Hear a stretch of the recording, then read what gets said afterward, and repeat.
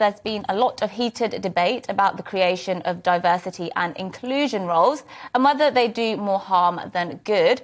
But placing that aside for a moment, new government transparency data has revealed that the highest paid diversity officer in the public sector, that is the highest paid taxpayer-funded salary, is on par with the Prime Minister's salary. Well, it's been revealed that Network Rail's Director of Diversity and Inclusion, Lorraine Martins, is earning between £160,000 and £164,000 per year, whereas Boris Johnson's pay packet rests at a measly, a meagre £157,372. I wonder how they calculated that 372 quid at the end as well. Just round it up. Yeah, we actually have some details about all of that. So we can tell you in a second.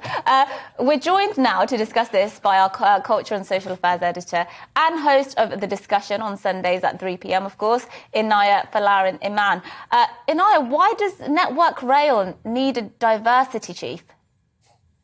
Well, I think that's a very good question. And I think that many people are going to be asking that same question as well. And not least actually paying them in the top 1% of earners in the entire country. And I think a lot of people are starting to worry when we have a kind of cost of living crisis, when ordinary people are being squeezed, that many government institutions and civil service bodies are finding the money to pay really obscene amounts of money to people that it remains to be seen exactly what their role is. Now, we might say that they are overseeing different strategies when it comes to hiring and recruitment and making sure that different considerations are put forward, such as accessibility or whether or not the welcoming of various different train staff, for example, is making sure that it's inclusive. But is that really worth over £150,000? And I think that we've been seeing a lot of these Freedom of Information Acts over the last few months, finding out that many civil service institutions are paying diversity officers in so many different fields. We saw the Foreign Office paying hundreds of thousands of pounds to Stonewall, and now we're seeing the same thing with many of these race-related diversity officers. I think it's very right that we ask questions about whether or not the taxpayers' money is being spent correctly. It always cracks me up a bit, really, the idea that, for me, and there are a lot of outlets out there that do this, the admittance, right, that you need a diversity officer, you need it. The inference there for me is that if we didn't have one, we'd be racist, or if we didn't have one, we couldn't help ourselves, we'd be discriminating against people. Doesn't that actually point to a problem within themselves more than it does necessarily with wider society? Well, I think it is very interesting that a lot of the diversity narrative that we have within society seems to, what I describe as, see the malevolent in the incidental. And what I mean by that, it often seems to find racism and prejudice where oftentimes there is none. So oftentimes, interactions between people that might be a slight are seen as a microaggression, which is a manifestation of an all-encompassing underlying racism, which actually creates all of these structures and within these institutions to then root out racism. And it can oftentimes actually create more harm than good. Now, undoubtedly, there are problems within some institutions.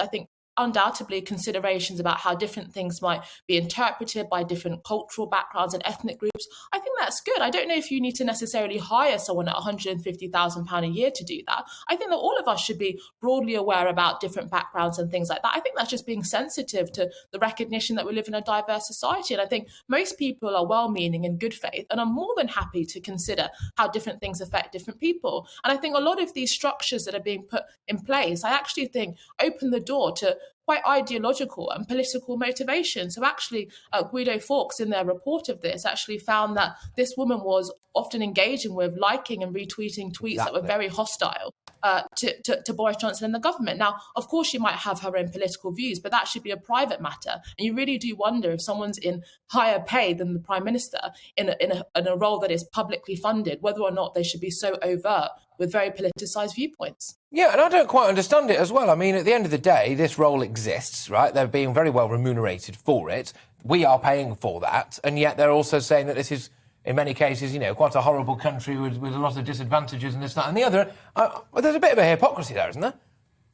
Yeah, and I think one of the things that many people mention is that when it comes to a lot of these diversity is the one thing that we often don't find is diversity of thought. And so there's been many reports by the Telegraph and the Daily Mail very recently of many ordinary people who, within their own diversity forums, put forward an alternative perspective and are often investigated for racism or investigated or even threatened with sacking if they say the wrong thing when it comes to various fashionable ideas about gender, or say the wrong thing when it comes to disagreements about Black Lives Matter. So oftentimes, actually, it's a very narrow understanding of diversity. It's not actually diversity of thought, diversity of experience, diversity of class. It's often race, gender, and sexuality, and all other forms of diversity are put through the wayside. Well, Inaya, thanks so much for joining us to discuss that. Lots of people, I think, would be very annoyed at that. They don't need to be earning those what's the word I'm looking for? Not extortion. Yeah, not that one. Exorbitant. I don't know. But they don't need to be earning that amount at all. But Inaya Folarin Iman there. Excessive. Yeah, no. No, we'll get